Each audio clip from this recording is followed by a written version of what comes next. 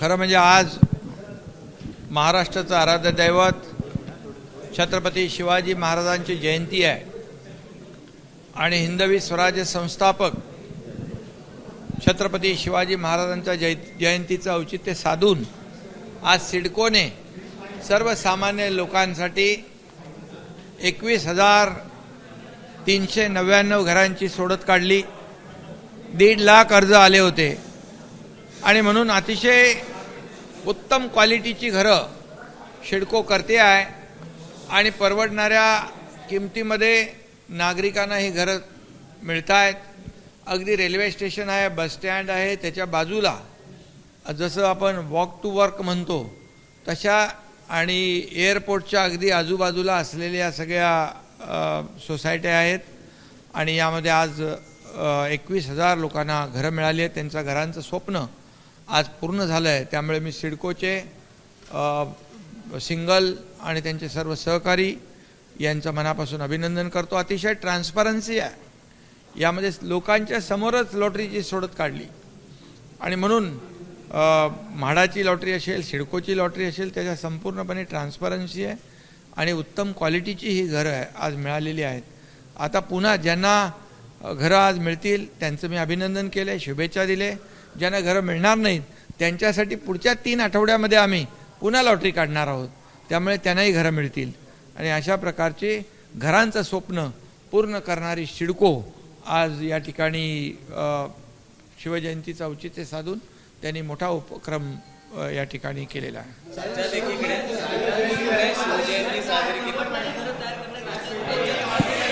मी आता नगर विकास मंत्री आणि गृहनिर्माण मंत्री आहे, त्यामुळे गृहनिर्माण विभागाच्या माध्यमातून हाऊसिंगचं नवीन धोरण आम्ही आणतोय।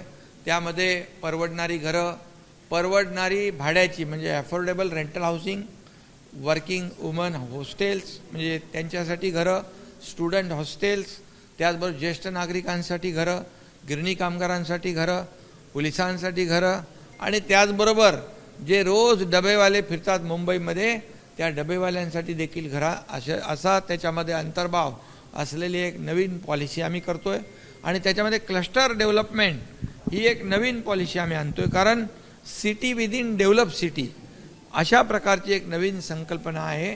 त्यामुळे मोठ्या प्रमाणावर घरांचा सप्लाय सुरू होईल आणि त्यामुळे डिमांड आणि सप्लाय याचं मॅच होईल आणि परवडणारी घरं लोकांना मिळतील आणि चांगल्या क्वालिटीची मिळतील। राज्यात आज एकीकडे शिवजयंती साजरी होते, राज्यात शिवजयंती काय काय हां हां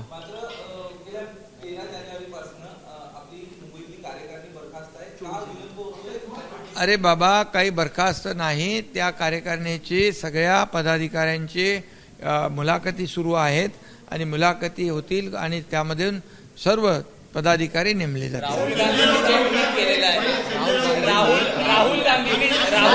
जे ट्विट केलेलं आहे संपला तुमचा। राहुल गांधींनी जे ट्विट केलेलं आहे, महाराजांना श्रद्धांजली वाहिली। अरे बाबा, आता ते जाऊ दे ना, पुलाखालून खूप पाणी गेलं निघून, आता आपण पुढे गेलो आहे। राहुल गांधींनी महाराजांना श्रद्धांजली वाहिलेली आहे। एकीकडे महाराष्ट्र जयंती उत्सव साजरा करत असतात। खरं म्हणजे हा छत्रपती शिवाजी महाराजांचा अपमान तर आहेच, परंतु तमाम महाराष्ट्रातल्या देशातल्या शिवभक्तांचा अपमान आहे। कारण हे बघा, जाणीवपूर्वक ही सगळी वक्तव्य होत असतात। हा महाराष्ट्राचा, मराठी माणसाचा अपमान करण्याचा जाणीवपूर्वक हेतू, सावरकरांचा वारंवार अपमान करणारे आता छत्रपती शिवाजी महाराजांपर्यंत यांची मजल गेली। हे चुकून झालेलं नाही, हे स्लिप ऑफ टंक नाही आणि म्हणून त्यांची हे निंदाजनक वक्तव्य आहे आणि म्हणून त्यांनी माफी मागितली पाहिजे।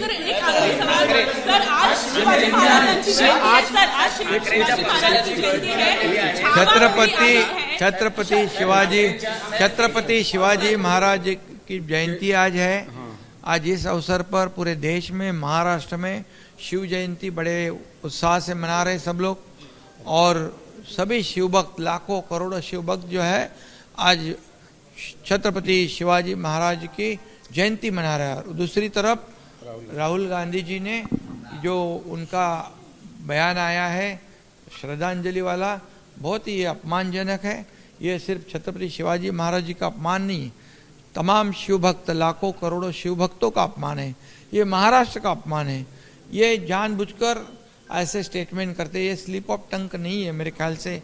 और इसलिए ये वो सावरकर जी का भी कई बार अपमान कर चुके हैं जानबूझकर। अभी उनकी तो ये छत्रपति शिवाजी महाराज जी का अपमान करने की हिम्मत तक बढ़ गई है, इसलिए उन्होंने इस गलती के लिए माफी मांगनी चाहिए। छावा मूवी आई थी उनके ऊपर काफी ज्यादा प्रशंसा मिल रही है। महाराष्ट्र गवर्नमेंट ने भी छावा मूवी के रिलेटेड काफी अच्छी बातें कही है सब लोगों को। छावा पूरा सवाल होने दीजिए। स्वरा भास्कर ने फिक्शनल मूवी कही है और हिंदुओं के ऊपर जो अत्याचार हुआ है उसको उन्होंने फिल्मी टॉर्चर के नाम दिया है। एक फिल्मी एक्ट्रेस ने कहा है कि पहले की चीजों को आप बता रहे हैं, आज स्टैम्पेड हुआ उस पर बात नहीं कर रहे हैं आप। 500 देखिए, छत्रपति धर्मवीर संभाजी महाराज ये बहुत ही स्वाभिमानी थे। अपने धर्म के लिए उन्होंने अपनी जान तक बख्शी, जान तक गवाई, और फिर भी हमारे देश का अभिमान, स्वाभिमान नहीं छोड़ा उन्होंने। उनका हलाल गया, उनको कितना अत्याचार हुआ, कितना उनका आंखें निकाली, उनकी जीभ काट दी, जबा काट दी। ऐसे उनकी हालत जिसने की है उसका वर्णन ये छावा चित्रपट में होगा। तो निश्चित रूप से मैंने अभी देखा नहीं है, मैं भी वो मूवी जरूर देखूंगा। महाराष्ट्र के महापुरुषों का अपमान जो अपोजिशन कर रहा है उसको कैसे देखते हैं? महाराष्ट्र के महापुरुषों का अपमान करने वालों की मैं कड़ी निंदा करता हूं, उनका निषेध करता हूं, और उन्होंने तमाम शिव भक्तों की माफी मांगनी चाहिए। एबीपी माझा, उघडा डोळे बघा नीट।